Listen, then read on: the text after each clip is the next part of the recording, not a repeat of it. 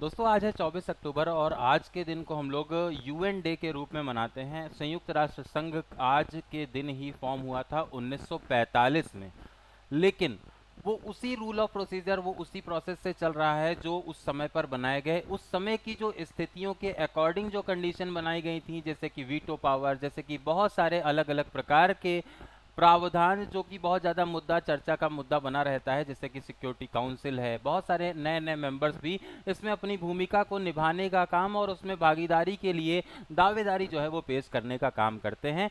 तो आज हम लोग यहाँ पर चर्चा करेंगे यूएन डे के उपलक्ष्य पर 1945 में जो ये यूएन बना था, हमारा यूनाइटेड नेशन जो बना था, जो कि भविष्य में होने वाले वर्ल्ड वॉर्स को रोकने का काम करेगा।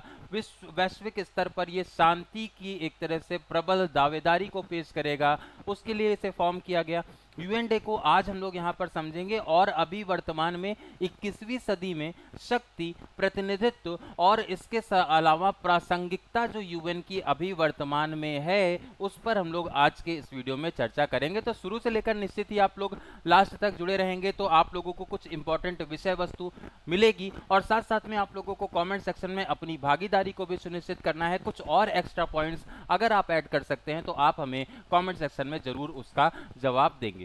सबसे पहले अगर हम लोग बात करें, अगर आप हमारे साथ में जुड़ करके प्रवक्ता भर्ती की तैयारी करना चाहते हैं तो आप हमारे साथ सिलेक्शन गाइडर एप्लीकेशन के माध्यम से मात्र 298 रुपए में हमारे साथ जुड़ करके तैयारी कर सकते हैं। ठीक है, अभी देखिए वर्तमान में इस क्लास में जो आज हमें पढ़ना है वो संयुक्त राष्ट्र की प्रासंगिकता को पढ़ना है कि ये बनाया तो गया लेकिन वो कितना अभी वर्तमान में प्रासंगिक है, उस पर हम लोग बात करते हैं। देखिए यूएन यूएन हमारा यूनाइटेड नेशन है। स्थापना इसकी 1945 में की गई। तब से दुनिया बदल चुकी है, बहुत सारी चीजें चेंजेस हो चुके हैं, लेकिन यूएन की शक्ति की संरचना आज भी वही है जो आज से बहुत साल पहले 1945 में रही थी। वही प्रासंगिकता आज भी चल रही है, वैसे ही नियम, वैसे ही शक्ति की संरचना आज भी चल रही है। तो क्या हमारा जो ये वर्ड है, क्या हमेशा केंद्र का जो विषय है वो वही 5 कंट्रीज होंगी जो जिन्हें वीटो पावर दिया गया है, या फिर वही जो 5 कंट्रीज को हमेशा ही इंपॉर्टेंस दिया जाए? ऐसा कई बार लालसन भी लगाया जाता है कि यूएन के जो प्रोसीजर्स हैं वो हमेशा डेवलप्ड कंट्रीज को फेवर करने वाले प्रोसीजर उसमें फॉलो किए जाते हैं, डेवलपिंग कंट्रीज को वहां पर इग्नोर किया जाता है। उस पर भी चर्चा करेंगे, डिटेल में एक एक पॉइंट आपके सामने लेकर के आएंगे और आप अपने विचार भी कमेंट सेक्शन में जरूर प्रेषित करिएगा। देखिए, एक अधिक न्याय संगत, विश्वसनीयता और प्रभावी वैश्विक व्यवस्था के लिए व्यापक यूएन सुधार जो है वो अनिवार्य है। क्या? न्याय संगत, विश्वसनीय और प्रभावी अगर वैश्विक व्यवस्था आपको चाहिए तो व्यापक, क्योंकि भाई ये ऐसी चीजें हैं जो पावर होती है ना वो हमेशा डायनामिक है। कभी आप पावरफुल हैं, कभी आपके सामने वाला पावरफुल है, तो वो जो पावर का डायनामिक्स है उसे आपको मेंटेन करते हुए चलना है, उसे अपनी पावर्स को अपडेट करते हुए चलना है। जो आपकी स्टैंडर्ड ऑफ प्रोसीजर्स हैं, जो आपकी एसओपीज हैं, उन्हें आपको चेंज करते हुए चलना है और उसे और ज्यादा वर्ल्ड फ्रेंडली बनाना है। वैश्विक व्यवस्था को और ज्यादा व्यापक करने की बहुत ज्यादा जरूरत इसमें होती है। ठीक है, उसके आधार पर आगे चलते हैं। तो पहला जो हमारा सजेशन इसमें रहता है वो ये है कि सुरक्षा परिषद का विस्तार। इसमें भारत का नाम भी आता है। ब्राजील, जापान और अफ्रीका के बहुत सारे ऐसे प्रमुख देश हैं, उभरते हुए देश हैं, जिनको स्थायी इनकी मेंबरशिप के लिए दावेदारी पेश करने का काम किया जाता है। दुनिया एक ऐसी सुरक्षा परिषद की जरूरत है जो कि वैश्विक वास्तविकताओं को दर्शाती हो। दुनिया को एक ऐसी सुरक्षा परिषद, क्योंकि बहुत सारी पावर सुरक्षा परिषद के पास में है वर्ल्ड लेवल पर, तो भारत या दुनिया को एक ऐसी वैश्विक परिषद की जरूरत है जो कि न केवल द्वितीय विश्व युद्ध के बाद सत्ता संतुलन को केवल दर्शाने का काम करती हो, वो एक वैश्विक वास्तविकताओं को, मौजूदा जरूरतों के आधार पर वो पावर को, शक्ति को संतुलित करने का काम करती हो।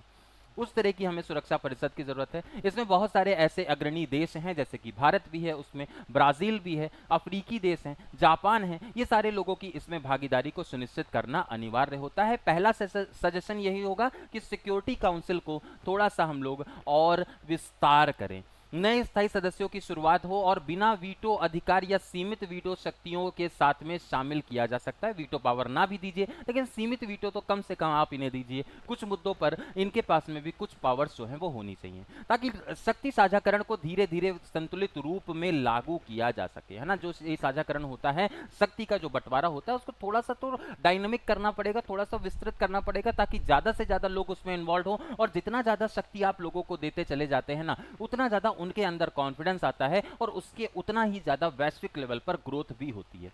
तो डेवलपिंग कंट्रीज जो अच्छा खासा डेवलपमेंट कर रहे हैं, विश्व की शुरुआत की 5 अर्थव्यवस्थाओं को तो कम से कम आप इसमें शामिल करिए, उसका एक क्राइटेरिया डिसाइड करिए और उसके आधार पर इसका विस्तार भी करिए। तो अभी वर्तमान में सिक्योरिटी काउंसिल में 5 प्रमुख सदस्य हैं, इनको आगे विस्तृत करना, ये पहला सुझाव रहेगा मेरी तरफ से। दूसरा जो हमारा पॉइंट आ जाता है वो वीटो पर भी पुनर्विचार होना चाहिए, है ना। वीटो का इस्तेमाल जो है वो मानवीय संकट, नरसंहार, व्यापक अत्याचार को रोकने में बाधा के रूप में नहीं होना चाहिए। एक कंट्री ने कह दिया कि भाई ये जो प्रोसीजर चल रहा है वो सही है, चाहे वो गलत जितना भी हो, लेकिन वीटो पावर उसके पास में है और वो उसके लिए फिर कार्रवाई नहीं हो पाती।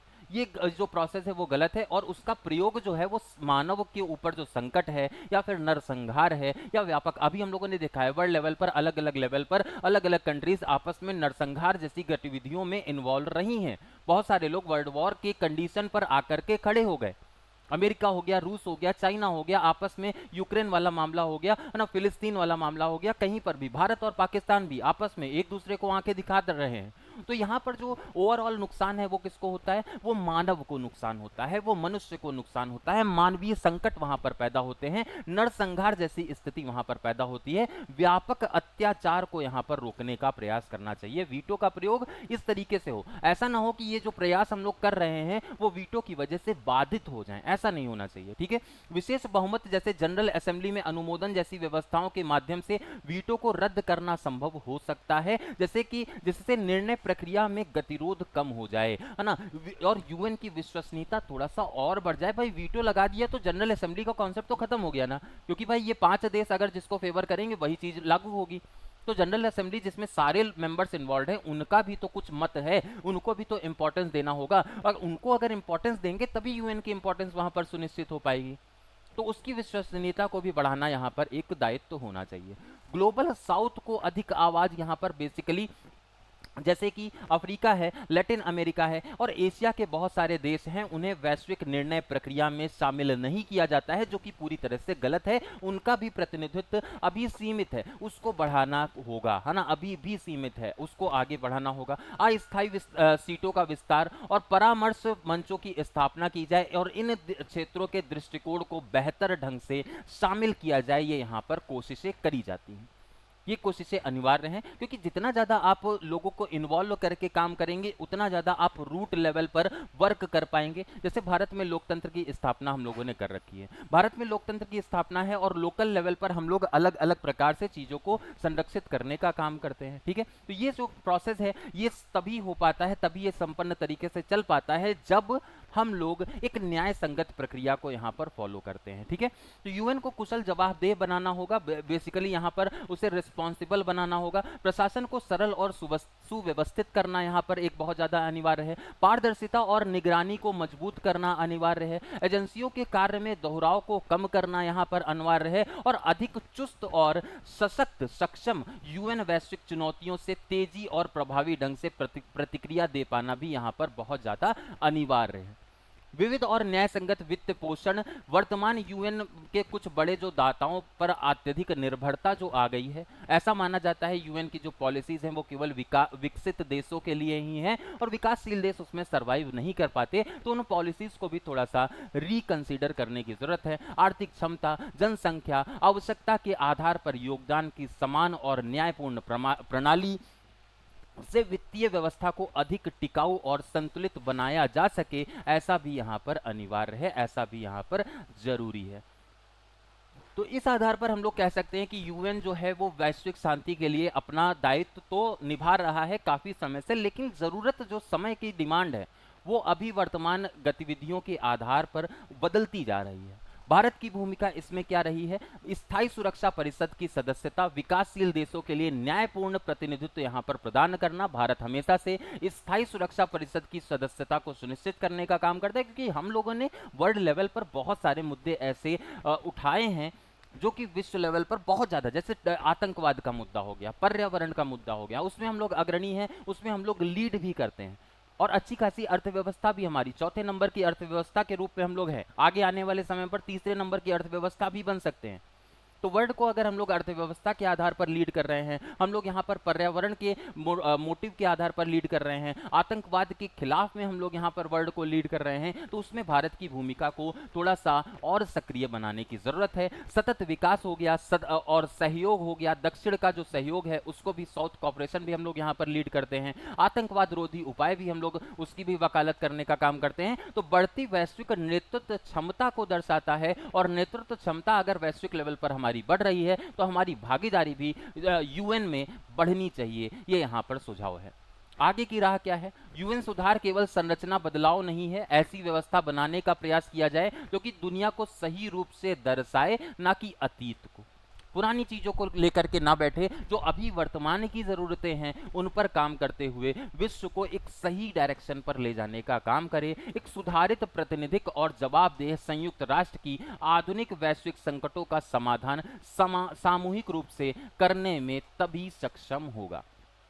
तो यूएन डे आज हम लोग मना रहे हैं, 24 अक्टूबर का दिन है। 1945 को आज ही इसे फॉर्म किया गया था। हम लोगों ने उसके वर्तमान परिप्रेक्ष्य को ध्यान में रखते हुए क्या क्या मॉडिफिकेशन किए जा सकते हैं, हम लोगों ने उस पर चर्चा की। आप लोगों से ये निवेदन है कि आप कमेंट सेक्शन में अगर कोई और भी सुझाव इस टॉपिक से रिलेटेड देना चाहते हैं तो आपका स्वागत है, आप कमेंट सेक्शन में अपने सुझाव को दे सकते हैं। और इसी तरह की इंपॉर्टेंट अपडेट और इंपॉर्टेंट वीडियो के लिए आप हमारे साथ बने रह सकते हैं। और हाँ, जितने भी हमारे राजनीतिक विज्ञान के छात्र हैं, अगर आप हमारे साथ जुड़ करके अपनी पॉलिटिकल साइंस की तैयारी को आगे बढ़ाना चाहते हैं तो सिलेक्शन गाइडर एप्लीकेशन पर आपको ये संपूर्ण विषय वस्तु मात्र 298 रुपए में मिलती है। आप इसके माध्यम से live classes, recorded session, mock test और बहुत सारे अलग अलग प्रकार के स्टडी मटेरियल के माध्यम से हमारे साथ जुड़ करके तैयारी कर सकते हैं। आज के इस वीडियो में वर्तमान के लिए इतना ही। जुड़े रहिए हमारे साथ सिलेक्शन गाइडर पर, और इसी तरह की इंपॉर्टेंट विषय वस्तु यहाँ पर आपको मिलती रहती है। पहली बार चैनल पर आए हैं तो सब्सक्राइब करना मत भूलिएगा। नमस्कार।